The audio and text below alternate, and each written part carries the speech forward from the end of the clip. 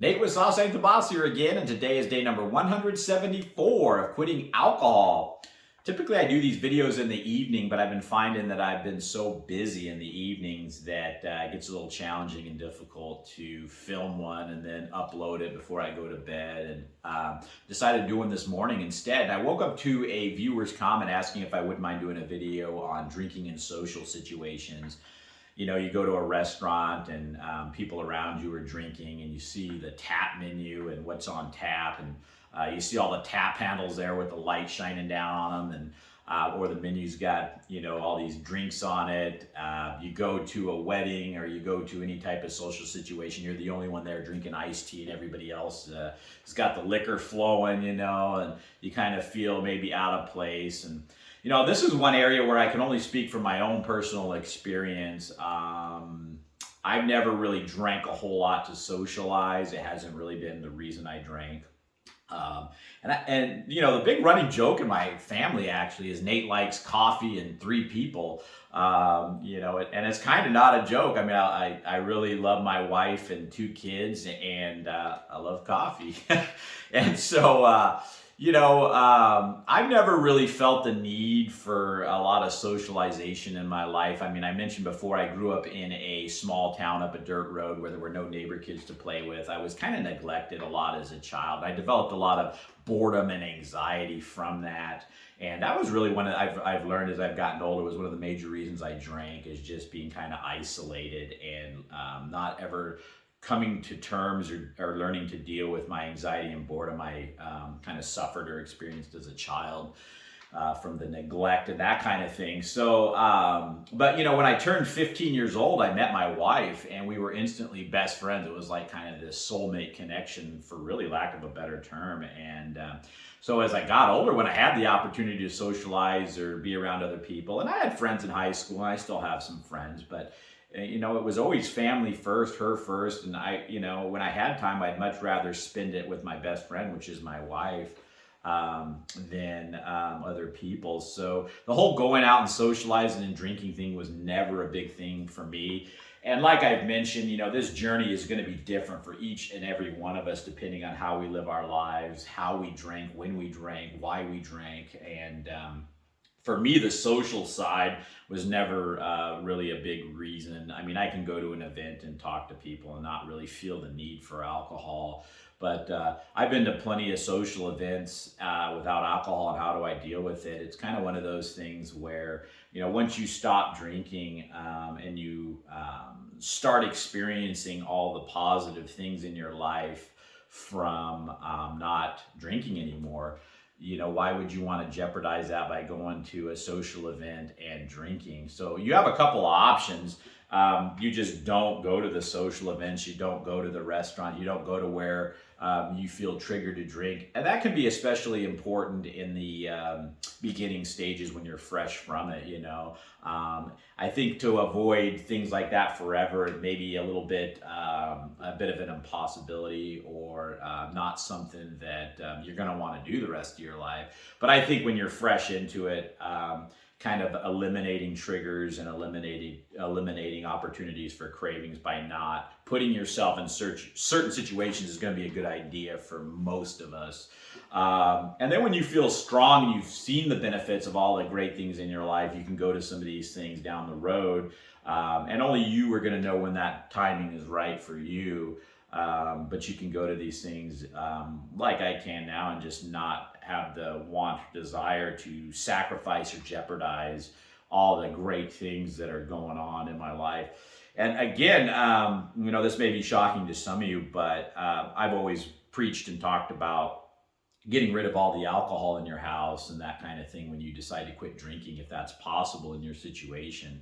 And that's been possible for me, and I always, and sometimes in the past, would get rid of all the alcohol in my house and that kind of thing. I mean, I remember one time even getting rid of all the wine glasses. I'm just not going to drink. And of course I went back to the drinking, and so many times I would dump out all the alcohol and get it all just away from me. You know, it's alcohol is the problem.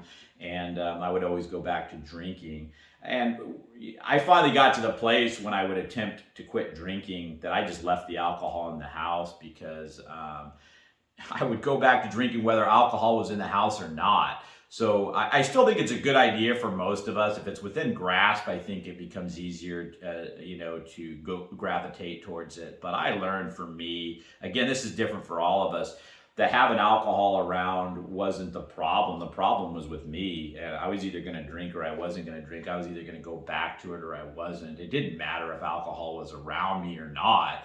I was either going to drink it or I wasn't going to drink it.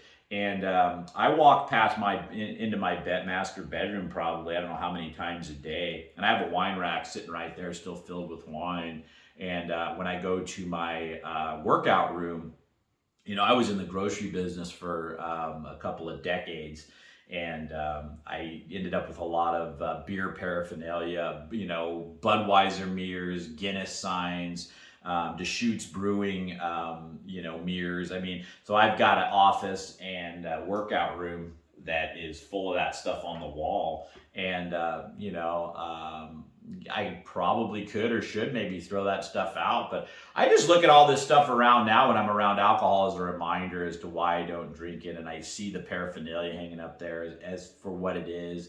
Walk past that wine rack every day and see the alcohol sitting there as an inanimate object. And for me, it's almost kind of, again, maybe I'm a weird duck, but it's kind of helped me in this situation of seeing the alcohol around me every day and not gravitating towards it or wanting to go back to drinking it. And again, like I said, I knew that I was either going to drink or go to the store and buy it, or I wasn't at some point, and it wasn't having it around that made the difference. And that this time even proved that. It's like, I still have this stuff hanging up and alcohol in my house, and I haven't drank. In fact, there was this half rack of beer that had a couple missing out of it in my workout room sitting there in the corner, and I finally got just sick of looking at it, and finally it was getting in the way. I dumped it out and that kind of thing. But other than that, there's still stuff around. And so I guess to answer this viewer's question, socializing for me and the alcohol, I drank at home and I was kind of an introvert. So it wasn't kind of a thing for me. And I can really only speak to that. What I can talk about though is, what do I do in those situations now? And I remember early on, I think it was within the first week, I had a friend that called me up that wanted to get together. And this person was somebody that I just typically drank with. And I just didn't call the person back, and really haven't watered that relationship since, just because it was primarily based on drinking together. And so, you got a couple options. Just avoid these situations. If you're really feeling tempted and a strong pull, just don't put yourself in that situation until, like for me now, honestly, being 174 days in, I can go to any of these things or go to a restaurant now, and I've been to them, and it's not a hard thing at all to say no to the alcohol. It's just become kind of part of my life now, being a non-drinker, and kind of just really enjoying and embracing that life now. And again, the thought of sacrificing that for a cheap buzz at a wedding is just not appealing to me, or something I'm drawn to do anymore. And so I think that's really the key, is to just build enough distance between you and alcohol, where you start to see it for the poison to your life that it really was. And once you get to that place where you understand it more and you see it as what it is, and like I walk by that wine rack every day and just see that poison sitting there in a bottle, and it's just an inanimate object sitting there in a bottle. It has no control over me. In fact, I have control over it. I walk past it every day and just see it for what it is. And that's kind of been I'm not encouraging anybody to keep alcohol in their house when they quit drinking, but again, everybody's different. For me, it's been kind of just an interesting thing to have it sitting there, and see that I have control over it, and that you kind of feel like as a drinker, this inanimate object has control over you, and it doesn't. And so again, my advice is just either avoid the triggers early on, or I guess that's a key for a lot of us. Just don't put yourself in these situations. And if you have to, for whatever reason, because I know life still moves on, just because you're not drinking anymore, other people are, and you can't expect the world to stop doing it. So, go to some of these things and just, go in with a plan. I've mentioned before, what are you going to drink when you're there? Can you leave early? Kind of come up, if you go in prepared and making your mind up 100% that you're not going to drink, because there were so many times in the past I'd go maybe to a wedding, and that would be, the trigger that led me back to drinking when I'd gone a week or something without drinking. And I would be kind of willy-nilly about entering into this thing about, well, I might drink, I kind of want to. And, if you go in with a mindset already made up that you could fail, you probably will. So I think if you have to go to some of these things, just go in, I'm not drinking, and here's what I'm going to do instead. Be confident in your decision, make a plan, and stick to it. And that can help a lot. And if you have some friends and that type of thing that are primarily drinkers, you may see some of these relationships dissolve. And I've seen so many drinkers talk about this when they quit drinking. Their friends change, relationships kind of go away.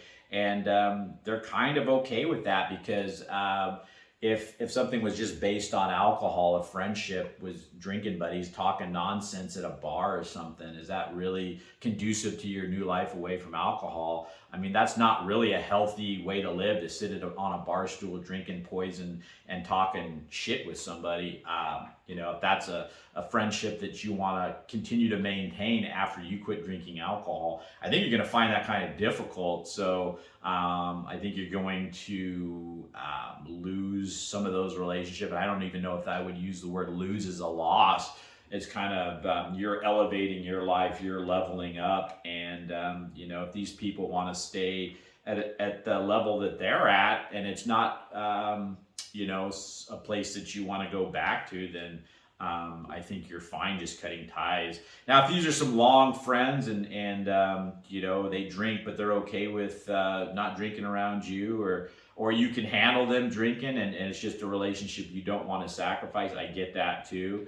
And I think you can make room for that on your terms, and call the shots on that as an individual. But so yeah, that's it for today, guys. I mean, something that's real for a lot of us. For me, I can't speak too much on it, just because I was just that get off work at 4 or 5 at home and drink, by myself with my family around, obviously. And that wasn't helpful either, hence why I'm not drinking anymore, And anyway, guys, that's it for today. If you guys are enjoying these videos, please give them a like, subscribe to the channel if you can. And most importantly, remember, sauce ain't the boss. You are. You guys have a great day.